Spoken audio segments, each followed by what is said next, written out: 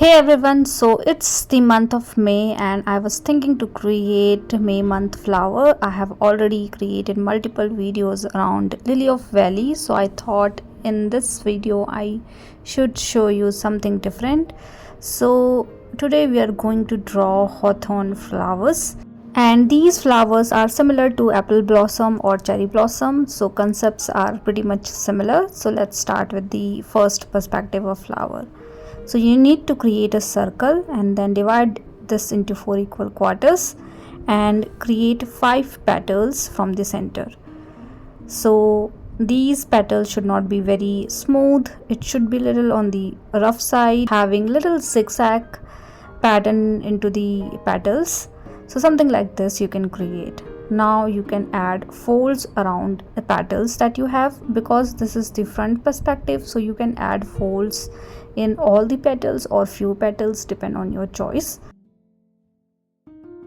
Now let me create one more flower here. So this flower is towards the upward direction, and again divide this into 4 equal quarters. This is not circle, this is more towards the oval side, and this perspective is towards the sky. So create 2 bigger petals left and right from the center and 2 smaller petals from the top.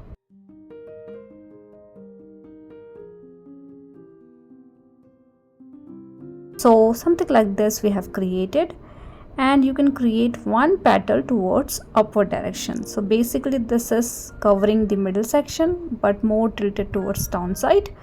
So you can add fold in this particular petal for sure, and then you can add folds in the left and right petals as well. So we have created these 2 flowers, one towards you, one towards upward direction.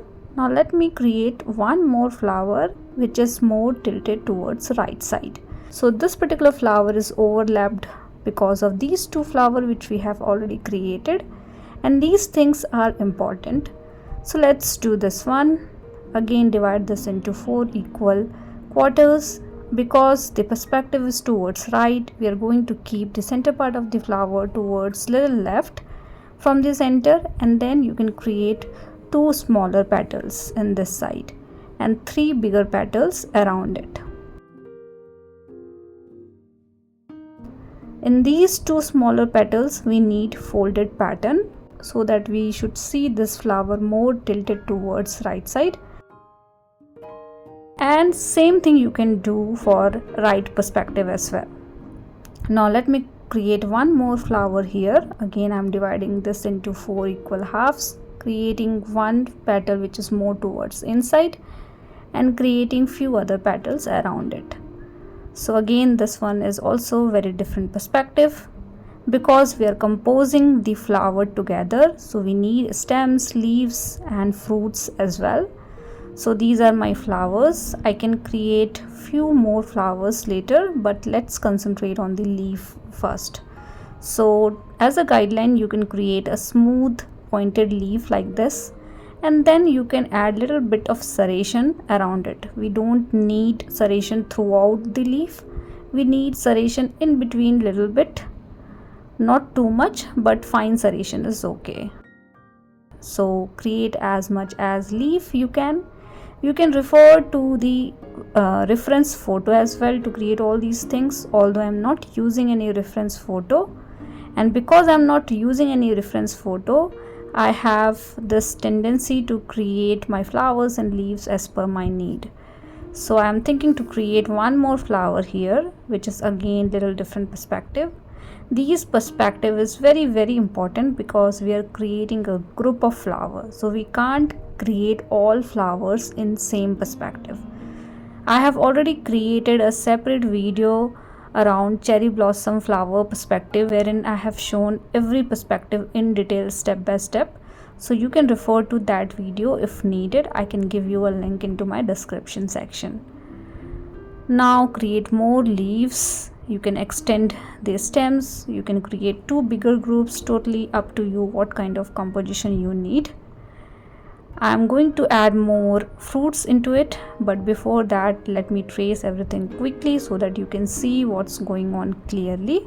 So I'm doing nothing, I'm just tracing everything whatever we have drawn until. So take all your time to trace everything. I'm using this 08mm needle pen. You can use normal ball pen also. It's totally fine to use normal ball pen. I have shown multiple videos in the past wherein I have used simple ball pen. Now once you trace everything, make sure you are adding folds as well, because we are going to get some extra shading and detailing into these flowers with some hatching and contouring process, which I'm going to show you later on. But let's trace everything quickly and then we are going to move ahead with the next step. Once done with the tracing, you can rub all the unwanted pencil mark. We don't need to see those marks. And then you can think about creating more element around your composition. So I'm thinking to extend a stem from here and trying to create multiple fruits having base of fruits like this. Now these compositions are totally up to you, what kind of flowers you need, what kind of perspective you need, what kind of leaves you needed, where you want all these things to be placed. So those things you can get from the reference photo or you can think by your own. So I'm thinking to create multiple fruits around this particular branch. So for the fruits you don't have to do anything fancy, just create a round kind of shape and create smaller round shape at the base of each circle, and then you can create the base of the fruit as well, which is usually in the green color, as these are the drawings, so we are not concentrating on that fact much. And then you can create leaves if needed, you can create fruits if needed, you can create stems and flowers if needed. So do all these things until you get satisfactions around your composition of this particular flower. So I think I'm almost done with my composition. I think we should add few more elements in this particular area. So I'm extending the stem, adding more fruits into it, maybe couple of leaves as well. So these things you can do, and I'm doing all these things directly with the help of pen, but you can do all these things with the help of pencil first and then trace everything. So that is safer as compared to doing everything with the help of pen directly, because in that case we cannot go back and correct the element that we have added. So it is always safer to do all these things with the help of pencil first. Now these stamens are very important in these flowers. So create multiple stamens having small dot at the tip of each element that we are creating, and based on your flower perspective you can add these stamens as well. So if your flower is more facing towards upward direction, you can see the stamen into a particular angle. So think about those things and add these stamens as per your flower perspective. Now create some lines and cross lines to get some extra shading and detailing around your leaf area. This process is called hatching process, wherein we create parallel lines, and then you can also do some cross line to do some cross hatching to get some extra shading, but creating lines is totally fine to start with, and the more closure you will create these lines, the greater shade you will get. So something like this you can do for the leaves. So I'm doing these things for all the leaves that we have, mostly at one side of the leaf, but you can do these things on both the side, and you can do some cross hatching around a couple of area to get some darker values. Now I'm doing same kind of cross hatching process around my folded pattern, because in the folded pattern I need little different shade as compared to the what we have in the flower.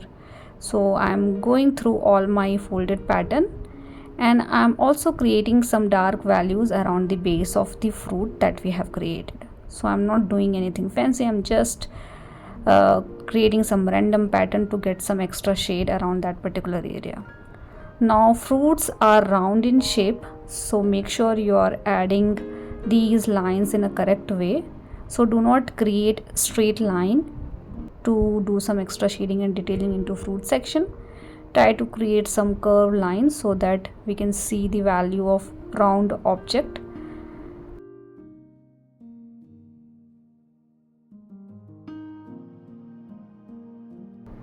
And I think I should add one more fruit here, so something like this you can do.